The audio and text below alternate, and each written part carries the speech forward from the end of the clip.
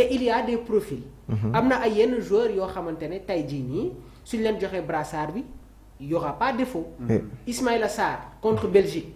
Il y avait Moussa Niakhaté. mais moom moo jël brassard de capitaine bi. il y avait Krépin Diatta. mais brassard bi dañu gis ne que Ismaïla moom moo ko jël.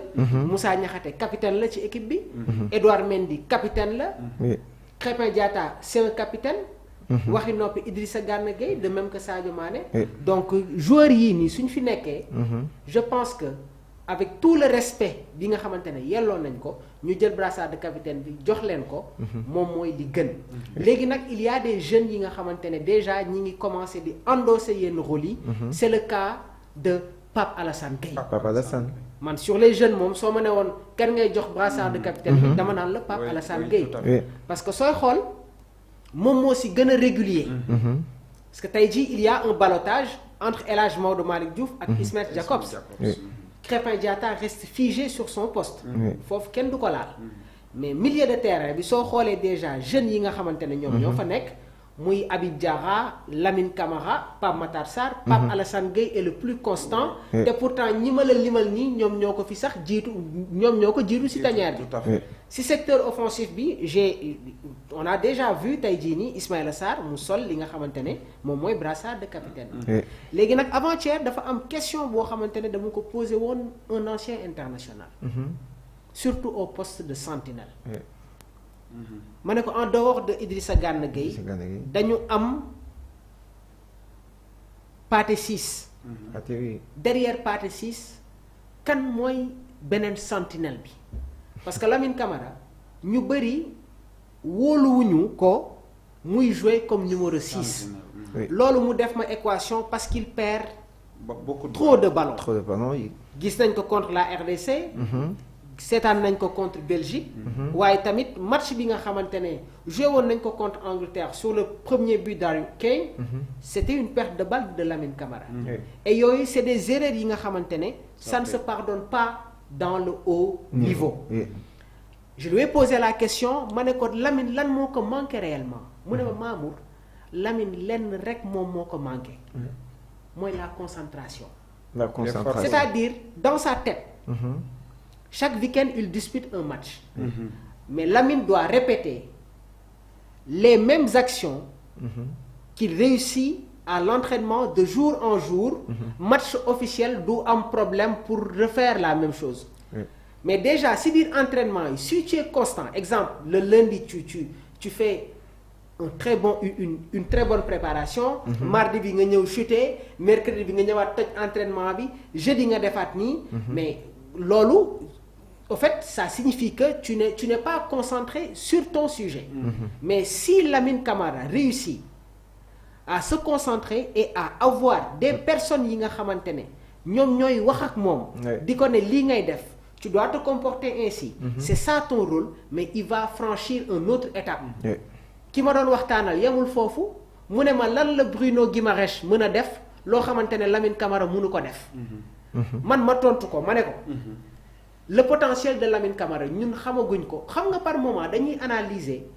di def des critiques mais c'est pas des critiques yoo xamante ne dafay ñëw pour détruire le joueur. non mais tey jii Lamine Camara su demoon signer ci équipe bu mel ni Real de Madrid FC Barcelone du ñu bett. parce que le potentiel que ce jeune a ñun ba tey xamaguñ ko.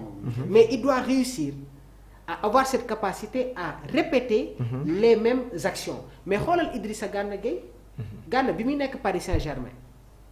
dafa fekk ay Wijnaldum fekk fa ay Leandro Paredes y avait les Marco Verratti y avait les Pablo Sarabia mais à chaque fois qu'il était sur le terrain c'était des prestations exceptionnelles léegi nag Lamine yeggagul sur le ci niveau Idrissa Gana Gueye parce que Gana même s'il n'est pas à 100% de par sa lecture son positionnement ni muy taxawee loolu il faut nga am benn vécu pour adopter yenn style yi tout à fait mais tey jii on doit dès à présent préparer ce jeune là pour ñu xamal ko ne que nag yow place bii nii yow yaa koy moom parce que rendement bi nga xamante ne mi ngi koy def Monaco suñu waxantee dëgg rek rendement boobu noonu Lamine Camara indeegu ko ba tey en équipe nationale du Sénégal te loolu moom moo ñu ko war a gën a xam et il doit se remettre en question am na benn point boo xamante ne dinañ si dugg notre force Idi. Oui. C'est le milieu de terrain. Oui. am na benn chapitre boo xamante ne suñ fa duggee peut-être je vais surprendre coach. ak benn question boo xamante ne peut-être ñu bëri bàyyi wuñ si woon xel. mais je pense que aujourd'hui on a des profils yi nga xamante ne pare nañu quand même pour assurer la relève. waaye tamit ces jeunes là ñoom war nañu pare endosser certaines responsabilités bi nga xamante ne cadre yii nii amoon nañ ko parce que muy Gana muy Edouard Kalidou Sadio Mané li leen dese bëreetul. loolu ñoom il faut que ñu xam ko. ñoom nag suñ fi nekkulee. mais rôle boobu ñoom ñoo ko war a jël. mais dama def ñaari constat. dañu jouer contre Gambie ma gis Pape Thiaw dugal ay jeunes joueurs. quelque chose nous manquait.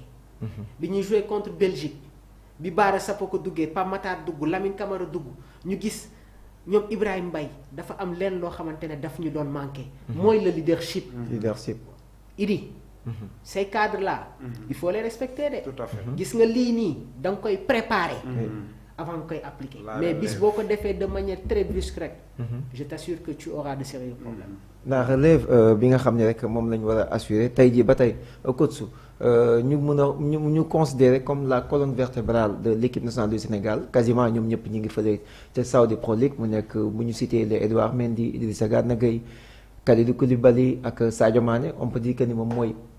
ce sont les cadres mais aussi moom moo nekk colonne vertébrale équipe nationale du Sénégal bi ñoom ñëpp instant bi ñi ngi commencé dem li nga xamante ni jóge porte de sortie bi moo gën ak lañ gën a jóge que la continuité mais comment doit-on préparer cette relève pour ñu mën a amaat tamit benn ossature boo xamante ni dinañ am des profils de Idrissa Gana Gueye benn leadership de ki nga xamante ni moom mooy notre capitaine Kalidou Koulibaly mais tamit un joueur boo xamante ni il aura le profil de Sadio Mané parce que gis nañ bi fi Bokande di jógee y avait un El Hadj Diouf bi nga xamante ni ñëwoon na après El Hadj Diouf il y a Sadio Mané comment doit-on préparer cette nouvelle génération à noter aussi que beaucoup de Sénégalais comptent sur li nga xamante ni moom mooy Amara Diouf bi nga xam ne pour le moment mi nga xam ne freiné par les blessures. donc merci Idi Mamour wax na lépp. déjà il a fait une très belle communication surtout d'une manière très logique. gis nga Pape Thiaw. oui quoi que l'on puisse dire il a du mérite. bien sûr. am na lu mu liggéey lu liggéey bu rëy a rëy ci équipe nationale. même dem na ba di préparer une relève. Pape il a fait le tour du monde. di gis booy yi di leen wax ni leen carrément ñii seen année léegi mu jeex. maa ngi leen di préparer. di gis booy yi ndànk-ndànk. sama benn paa Tiwaawoon doon na ma ko wax. que je salue de passage Père Gorgui Mbaye. nee na ma Alioune ma ne ko naa mu ne ma équipe bu xale kese ma ne ko waaw mu ne ma du mës a jël trophée ma ne ko ah bon mu ne ma équipe ñu naan man ren ay xale laay jël. nga jël ci gardien bi ba ci attaquant bi ñu nekk ay xale kese mu ne ma waaw gaaw a jël coupe de. gaaw a jël coupe. mu ne ma équipe da nga koy boole ak l'expérience ak la fraîcheur. colonne vertébrale bi daa war a nekk ay mag. est-ce que xam nga ni Pape Thiaw bu amuloon ay blessures. Gana bi ñu jógee kaan noonu rek. forme bi ñu demee woon. forme bi ñu demee woon noonu ñu demee ko. Sénégal day jël coupe du monde. bien sûr amul équipe bu ko ci gën ossature. bien sûr ci compétition bi. Pape Gueye Gana Lamine Camara. ci milieu terrain. nga dem fële Kalidou Koulibaly ak Niakhaté. Krépin Diatta El Hadj Malick Diouf. nga dem ci kaw nga am Iliman Ndiaye Iliman Sadio Mané ak Jackson. Ismaïla di ñëw. yaa ngi dégg Ibrahima Mbaye di ñëw. Habib Diarra di ñëw fee des fois nga indi Jacobs.